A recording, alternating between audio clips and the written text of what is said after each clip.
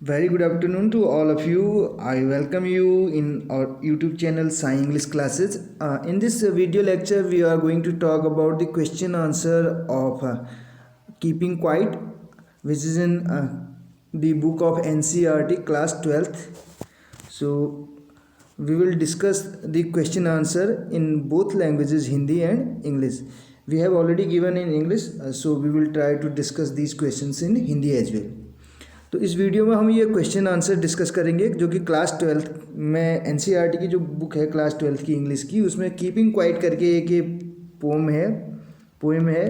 तो इसके question answer हम यहाँ पे डिस्कस करने की कोशिश करेंगे और इनको समझने की कोशिश करेंगे एक इजी वे में, ताकि जिससे जो बोर्ड के एग्ज़ाम है उसमें जो भी स्टूडेंट हमारे हैं उनको हेल्प मिल सके और वो इस चैप्टर को अच्छे से प्रिपेयर कर सके अपने एग्ज़ाम के लिए।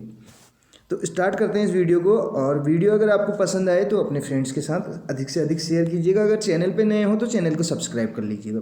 तो स्टार्ट करने से पहले मैं इस के बारे में थोड़ा सा बता दूं। जो कीपिंग क्वाइट यहाँ पे जो पोएम है, इसके जो पोएट हैं कौन है, पैब्लो नेरूदा करके है। आपको पता होगा इनका नाम, आपने सुना भी होगा। पैब्लो नेरूदा करके हैं, ये चिली के हैं। कहाँ के हैं? चिली। तो इनके बारे में थोड़ा सा यहाँ पे जान लेते हैं। तो इनका फुल नेम क्या है आप देख सकते हैं, रिकार्डो एलिसर नेप्ताली रेयास बेसुल्टा। देखो Basoalto, better known by his pen name and later legal name, जो बाद में इनका जो पेन नेम भी है और लीगल नेम भी जो है पैब्लो नेरूदा करके, was a Chilean poet, diplomat and politician who won the Nobel Prize for Literature in 1971। 1971 में इनको नोबेल प्राइज़ भी मिला है, ये आपको ध्यान रखना है। अब बोर्न इनका कब हो रखा है, जन्म इनका हो रखा है 12 जुलाई 1904 को, पेरल चिली में हो रखा है। डाइड इनकी मृत्यु कब होती है, 23 सितंबर 1973, यानी कि 2 साल बाद जब इनको नोबेल प्राइज़ मिलता है उसके 2 साल बाद इनकी मृत्यु हो जाती है सैंटियागो चिली में। फुल नेम इनका आपको ऑलरेडी बता दिया हमने, रिकार्डो एलिसियर नेप्ताली रेयस बेसोल्टा करके, बेसोल्टो करके है। तो ये इनका पूरा नाम है, इतना बड़ा इनका नाम है। और इनको शॉर्ट में इनके पेन नेम से जाना जाता है, पैब्लो नेरूदा के नाम से। तो इन्होंने कीपिंग क्वाइट करके लिखा है। तो ये क्लास 12th में है और यहाँ पे बात होती है कि 12th तक काउंटिंग की जाएगी और तब तक हमको अपने आप को क्या रखना है, साइलेंट रखना है। कीप साइलेंट करके आप देख सकते हैं यहाँ पे वर्ड है। और क्यों रखना है, ताकि हम क्या कर सकें, अपने आप को यानी कि इंट्रोस्पेक्ट कर सकें, अपने खुद के दर्शन कर सकें, अपने आप का क्या कर सकें, निरीक्षण कर सकें, इसलिए। तो यहाँ पे पहला क्वेश्चन जो है इसके बारे में बात कर लेते हैं। तो शॉर्ट आंसर टाइप क्वेश्चन हैं ये। What does the poet want all of us. Poet, what does poet want, poet क्या चाहता है, ठीक है, ऑल ऑफ अस, हम सब से, टू डू, क्या करवाना चाहता है, इन दी पोएम कीपिंग क्वाइट। जो कीपिंग क्वाइट पोएम है इसमें जो कवि है वो क्या करवाना चाहता है, पोएट। अब आंसर देते समय हमें क्या करना है इस टाइप के क्वेश्चन का, अगर आपको पैराग्राफ में भी इस टाइप के क्वेश्चन दिए रहते हैं तो आपको सर्वप्रथम क्या करना है, दी पोएट यहाँ से स्टार्ट कर लेना है। वांट है तो ये डज लगा है तो आपको यहाँ वर्ब की फर्स्ट फॉर्म में एस या ई एस जो भी आपका उस हिसाब से सुटेबल रहता है वो आपको लगा देना है। The poet wants all of us, तो ऐसे बनाएंगे हम, poet wants us to keep silent. अब देखिए, poet wants us to keep silent, हम सभी से क्या चाहता है, हम सब क्या रहें, कीप साइलेंट रहें, यानी कि शांत रहें। कभी हमें क्या कराना चाहता है, शांत करवाना चाहता है, शांत रखना चाहता है। एंड सस्पेंड ऑल एक्टिविटीज़, और हम क्या करते हैं, सस्पेंड कर दें, कुछ समय के लिए स्थगित कर दें सारी अपनी एक्टिविटीज़ को, अपने सारे क्रियाकलापों को, फॉर अ वाइल, यानी कि कुछ क्षण के लिए। कभी चाहता है कि हम शांत रहें कुछ क्षण के लिए और अपनी एक्टिविटीज़ को क्या कर दें, कुछ समय के लिए सस्पेंड कर दें, ठीक है। सो दैट, ताकि क्या कर सकें, वी मे इंट्रोस्पेक्ट, हम आत्मनिरीक्षण कर सकें। एक्सपेक्ट करना, स्पेक्टेटर यहीं से बनता है, दर्शक, यानी कि देखना, झांकना।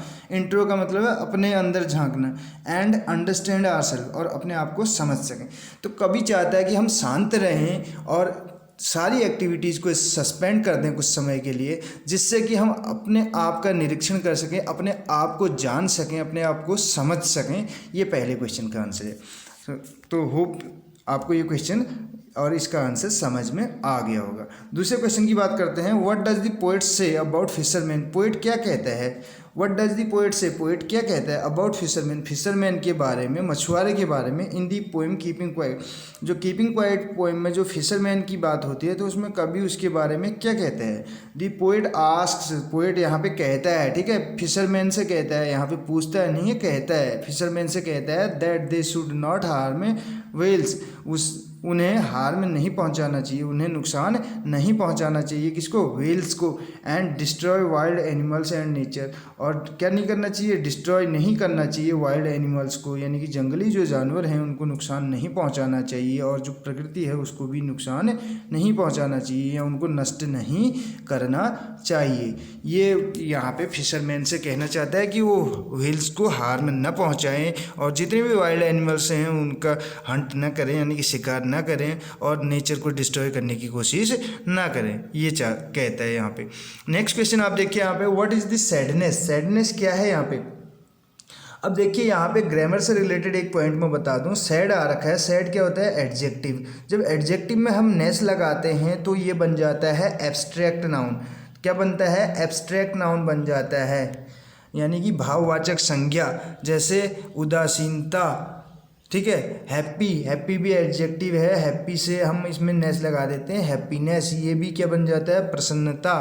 तो ऐसे ही हम कोई भी एडजेक्टिव लेके उसमें नेस लगा देंगे तो उससे क्या बन जाएगा, यानी कि हमारा एब्स्ट्रैक्ट नाउन बन जाएगा। जैसे केयर, केयर प्रवाह है ना वर्ब, देखिए इसमें लेस, केयरलेस हो गया, ये नाउन थी, केयर प्रवाह थी, इसको अब ये लेस हो गया, केयरलेस एडजेक्टिव हो गया तो केयरलेसनेस, ये ऐसे बनेगा। केयरफुलनेस, केयरफुल भी हमारा सचेत है तो केयरफुलनेस, जागरूकता, सतर्कता, तो नेस लगा के हम एब्स्ट्रैक्ट नाउन बनाते हैं। ये तो ग्रामर की बात थी। अब आते हैं पॉइंट पे। This sadness, what is this sadness, sadness क्या है, दैट द पोएट रेफर्स, जिसके बारे में पोएट यहाँ पे रेफर करता है, इशारा करता है, संकेत करता है, to in the poem keeping quiet, keeping quiet poem में सैडनेस क्या है जिसकी ओर कवि संकेत करता है। This sadness that poet refers to is of never understanding ourselves and threatening ourselves with death, यानी कि सैडनेस ये है इस कविता में जिसकी ओर पोएट संकेत करता है, इज ऑफ,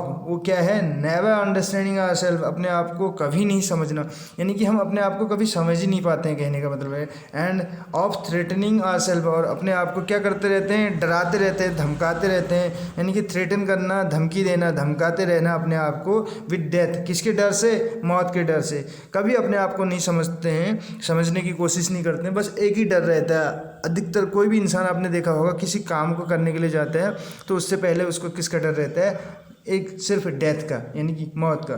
इस मौत के डर से वो किसी जोखिम को लेना ही नहीं चाहता, बस ये कहने का मतलब है, यहाँ पे अपने आप को नहीं समझ पाता है वो।